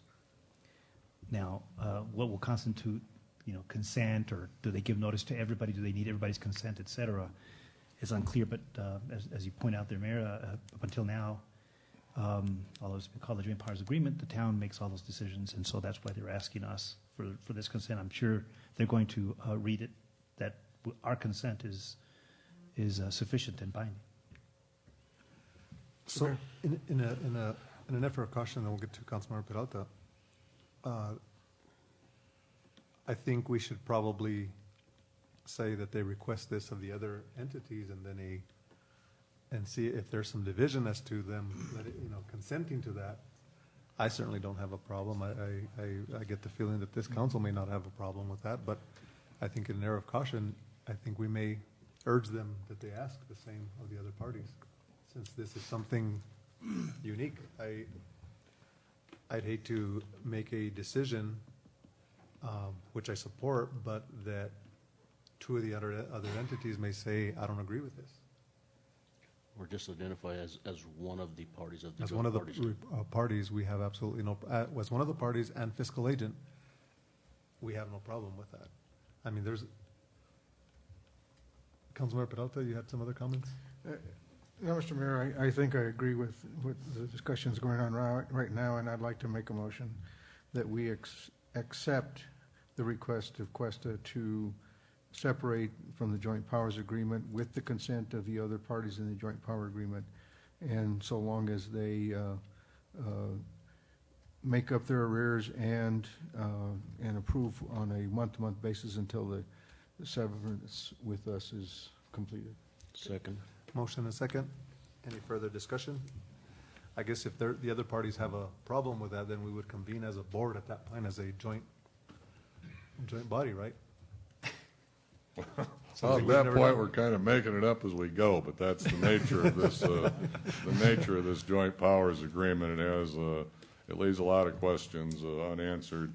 My opinion is, just looking at it on basic legal principles, is that this council has just done a very wise thing insofar as at least asking the folks requested it to get the consent of the other parties, and it may not be an issue. They may get them very easily. I just don't know. But I think that is consistent with the overall intent of a typical joint powers agreement, which I will say again, this one is not typical. Okay. Motion and a second. All those in favor, Steve, would you like to say anything under this item? Is there any comments that you may have? I'm sorry. I'm sorry. Rick. Rick, I'm sorry. I apologize, Rick. Okay. Okay. All those in favor signify by saying aye. Aye. Those opposed, motion carries. I apologize for calling you Rick. Okay. Next we go to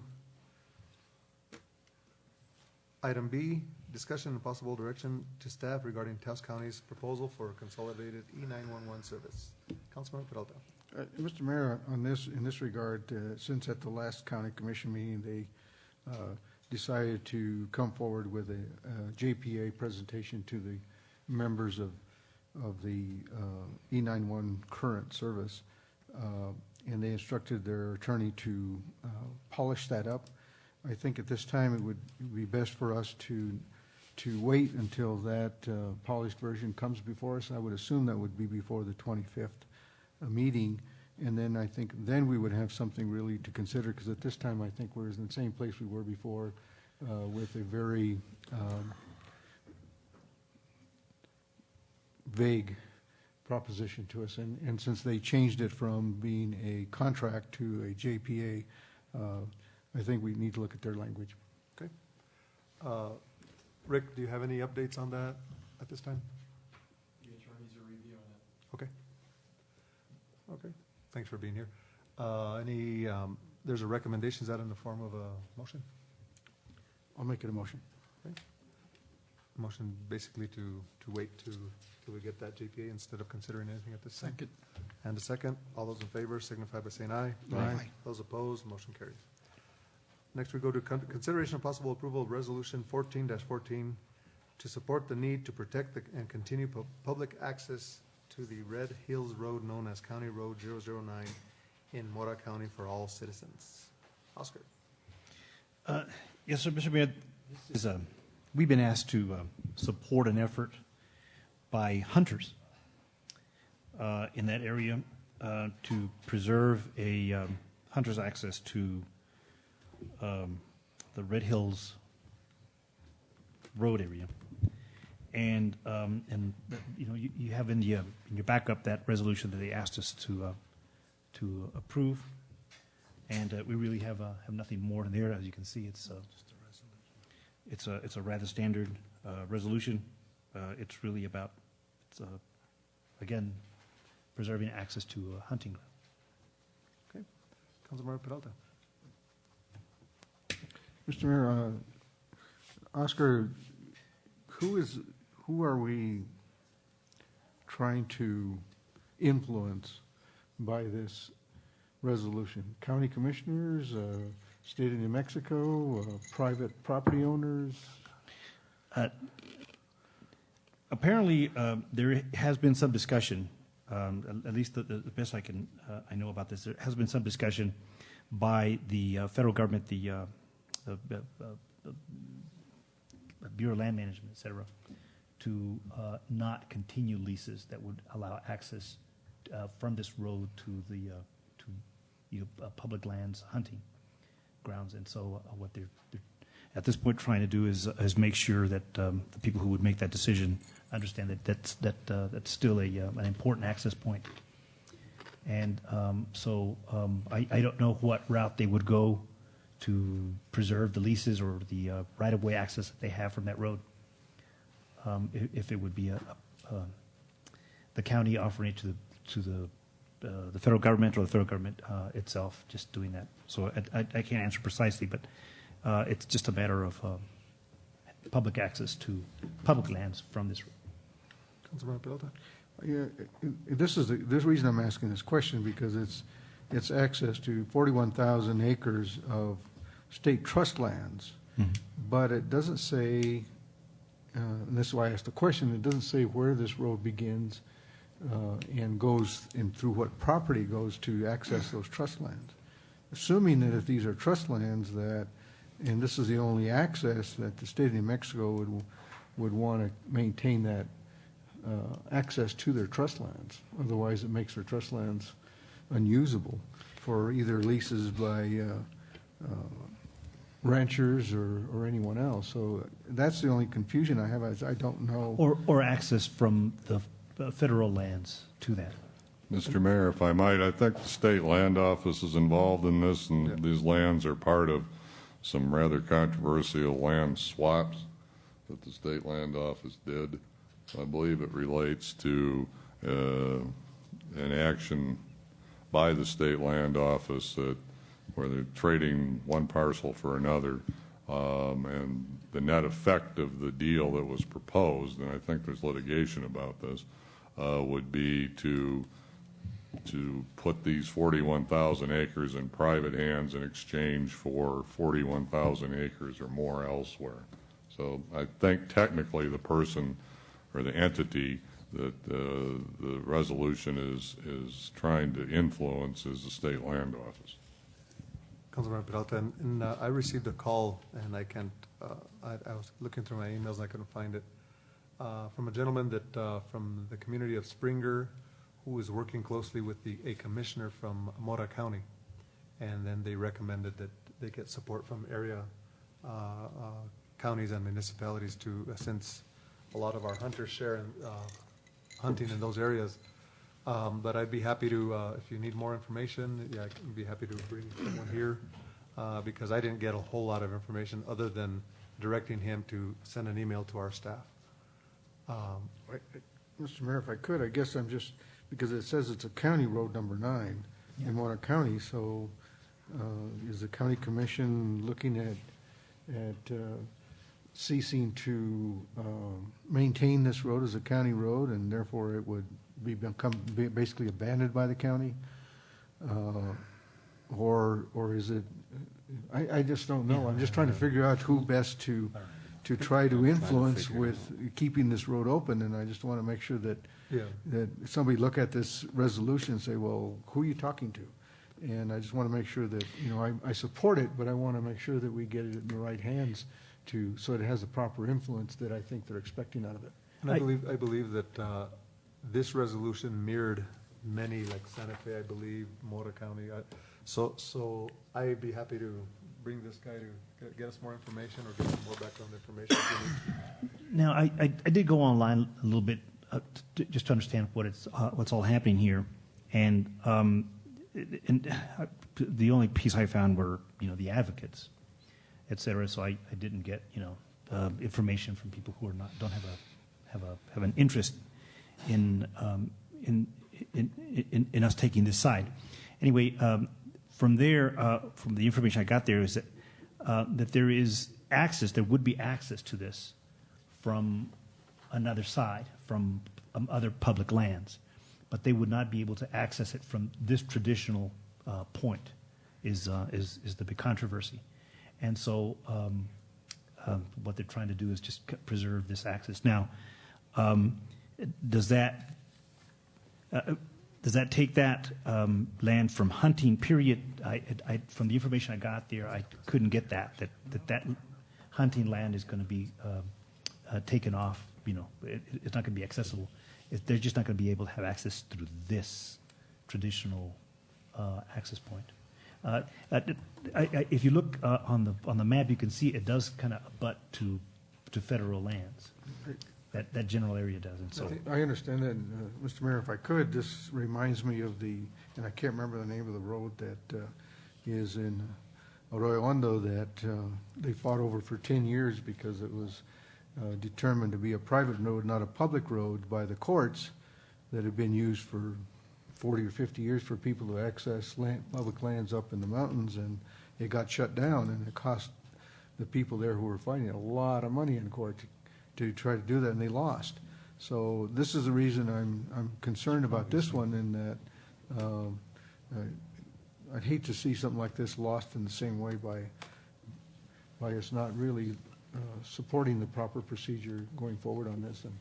And that's what I'm trying to do, is I just bring back that memory of another situation that I think was bad decision by the courts, but that's what they did. Okay, so we recommend that we continue this till the next meeting, next council meeting, get some more information. And maybe invite somebody to come and advocate for it. Reach out to that Yep. gentleman that contacted me. Mayor, if I might, the Raton Range is reporting tonight that the White Peak land transfer trade has been voided by the state, so this may all be moot at this point in time. Okay. Well, but it may not be, because if it's determined that it's not a county road or the county abandons it, and it goes through some private lands, the private owners there could close it off to public access. That's a concern. Okay. So I recommend, entertain a motion to continue to the next regular council meeting. So moved, Mr. Mayor. Second. Motion and second. All those in favor signify by saying aye. Aye. Those opposed, motion carries.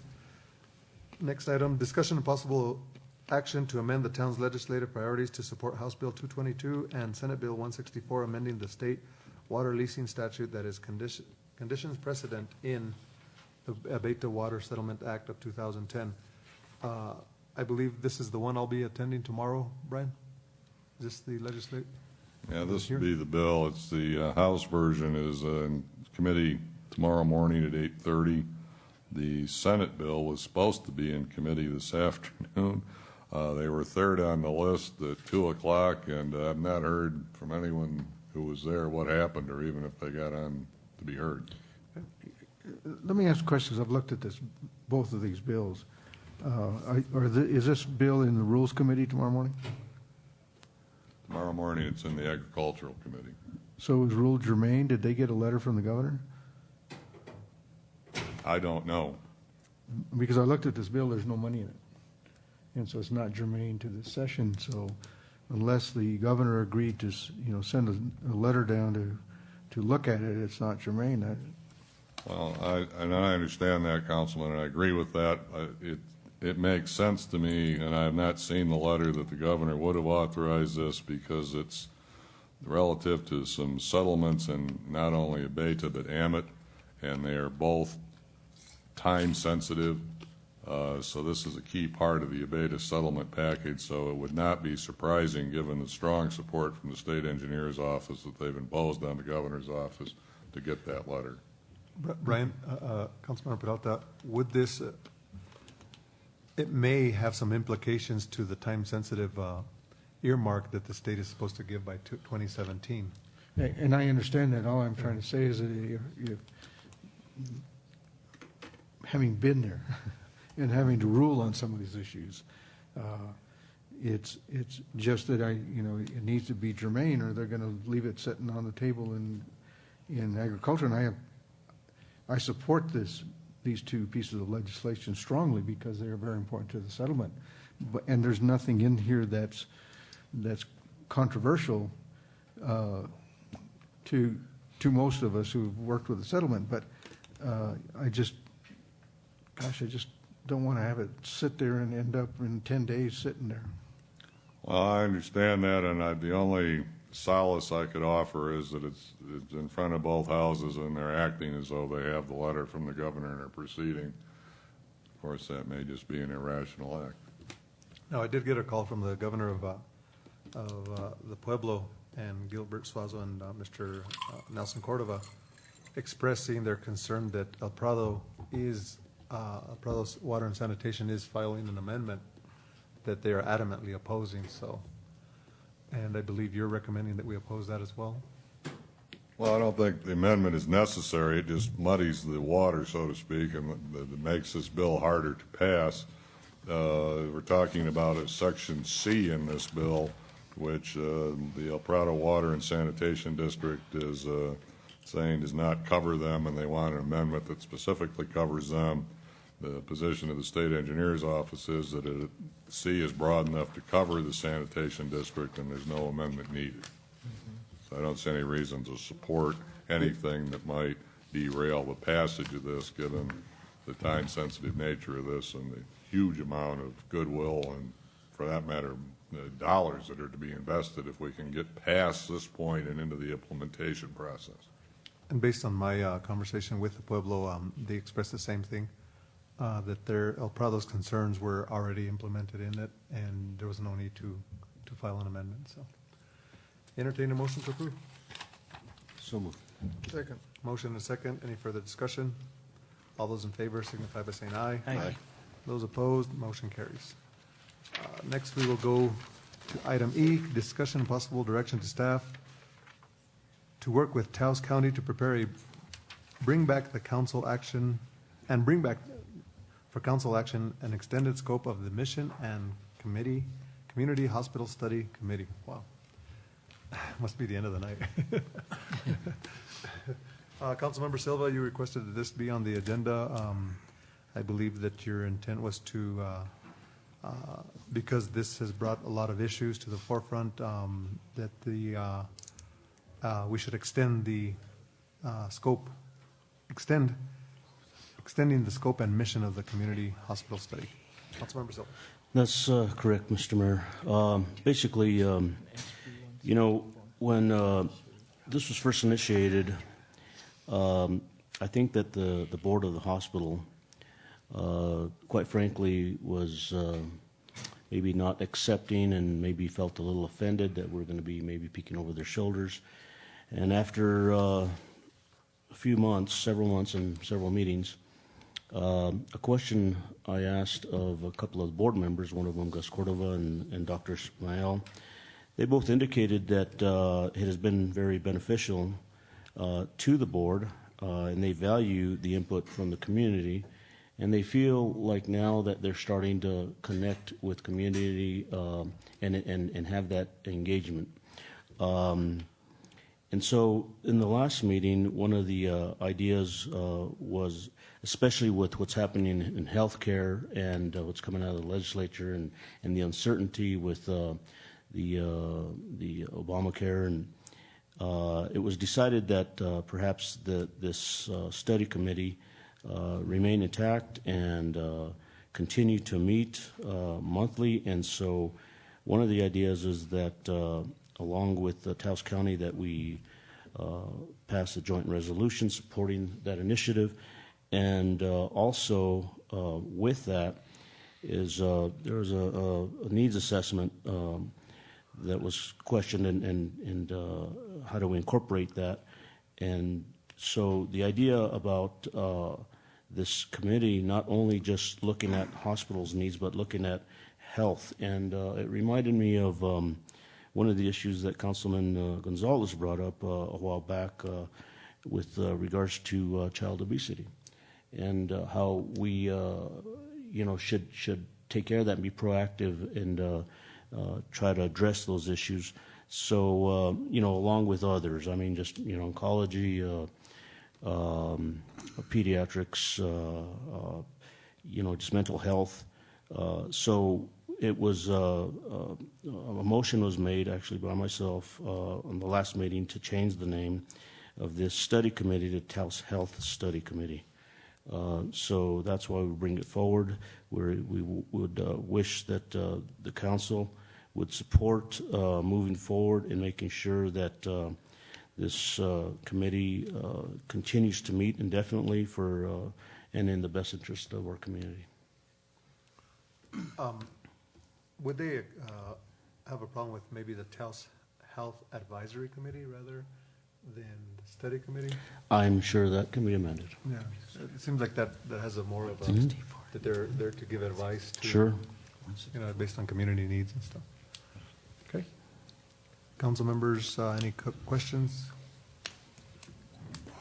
Okay. I'd like to thank Councilmember Silva for his work on that committee. We've been working closely, and I was out of doing some other stuff in my business, so I didn't get a chance to keep track of some of the bills that the Association of Counties is supporting versus or in conjunction with the Hospital Association, if they've made a compromise. The last I heard, we had a meeting yesterday with the Enchanted Circle mayors and Commissioner Gabriel Romero to see where the House Bill 350, which seemed to be the one that the governor was looking at, that was proposed by the Hospital Association. We were reported to by Commissioner Gabriel Romero that there was a couple of bills that the Association of Counties have supported, which it was good to hear that it seemed like the Association of Counties was amenable to giving the whole 1/8, and that's where the governor has said, give up the 1/8 and we'll be at the table. So hopefully that goes through.